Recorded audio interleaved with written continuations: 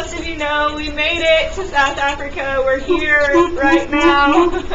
We arrived in South Africa on the 18th of January. So today we've been in Africa 4 days over a month, so a month and 4 days. It has been just the best time. We are learning so much. God is growing our passion so much just for what we're here to do. Just what we're here to do in the Bible school, what we're doing in other parts of the ministry. Stop, Derek. And it has. It's been so cool. When we first got to South Africa, we got to hang out with Rufus and Anne-Marie for a couple of days in Grahamstown. And if some of you know Rufus and Anne-Marie, they're so incredible. We're so blessed and privileged to be able to have them as mentors while we're here in South Africa. So we got to hang out with them for a couple of days, and then we packed up our stuff again and traveled to East London, and there we got to have such an awesome time hanging out with some of our friends in South Africa. We got to hang out with George Mwanza, who's the leader of LXP. We got to hang out with Dan and Christy Fair, who are working with Oceans of Mercy, feeding kids. And we got to hang out with Sean Collin and his wife Becky, who are also involved with Oceans of Mercy. Tracy from Westside Family Church, and she's involved with Oceans of Mercy. We got to hang out with Y. Duvanaka. He's a pastor here in South Africa. And so it was so awesome just to get to have that time spending with leaders and other people who have a passion for raising leaders and developing change in South Africa. So that time was so awesome.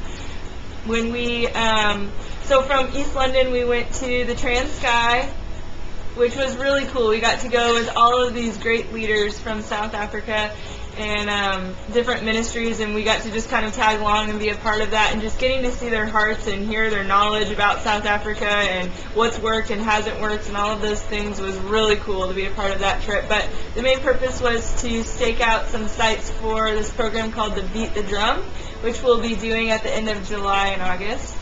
Yes, this is my turn to talk. Okay, we are going to be doing Beat the Drum in South Africa, and it's such an amazing program. Whenever we first did the scouting trip, we thought that we were supposed to do like 11 schools and have 3 main sites where everyone would sleep, and it ended up being that God had different plans for us, which was so incredible. Through 4 schools, we're going to reach over 2,000 kids through Beat the Drum. And if you want to be a part of that, it's an AIDS program teaching kids abstinence instead of safe sex. And if you guys want to be a part of this Beat the Drum program, it would be amazing if you came. It's going to be July 24th through August 9th, correct?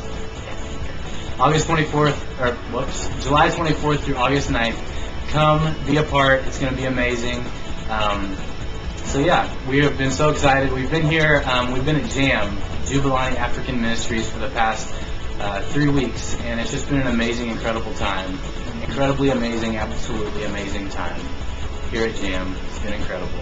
And we really got to hang out with a lot of different people. It's such a diverse group. We have Americans, we have Xhosa guys, we have people from what we would call a colored community. That's okay to say in South Africa, which is like, it's just been incredible. A lot of different people from different backgrounds, white South Africans, and we've really learned a lot about our role here. It's been amazing. We found out that the need for mentorship is just huge, especially in the Bible school. We've talked to a lot of the guys.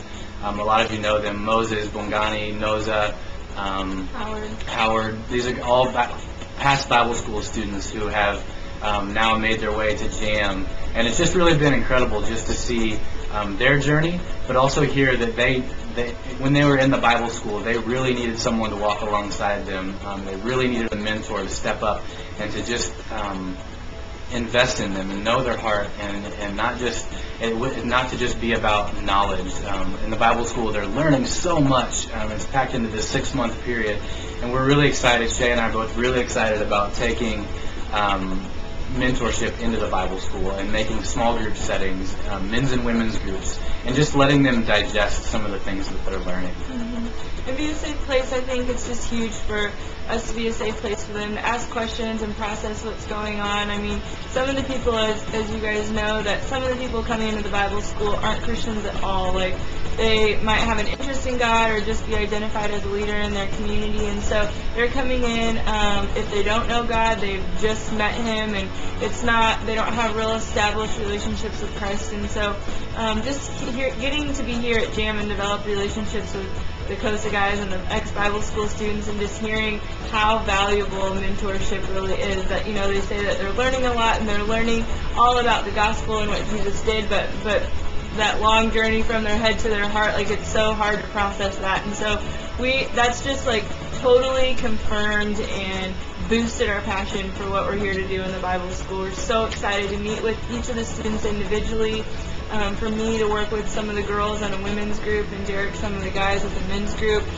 We hope to start like a small group type of setting where it's really relaxed, not like a classroom kind of setting, but maybe just after dinner everyone's sitting outside with a cup of coffee and just it being like a small group, just sharing, you know, what they learned today and how that affects their life and how that's matched up to what they've seen in their life or how it hasn't, and, you know, things that they don't understand, and just creating a safe place for them to really have like a heart change and not just have a lot of knowledge of the Bible, because as we all know, like that's the point. And so we're just so excited about that and so passionate about that. Like, it's been really cool this time at JAM. It's been really cool hanging out with people our own age and getting to do a bunch of fun stuff here in Cape Town, but I think that's the most valuable thing, is just God has really used this time to really, really put like a burning passion inside of us, just to develop those relationships back in Grahamstown, back at the Bible school, and just be used there. So,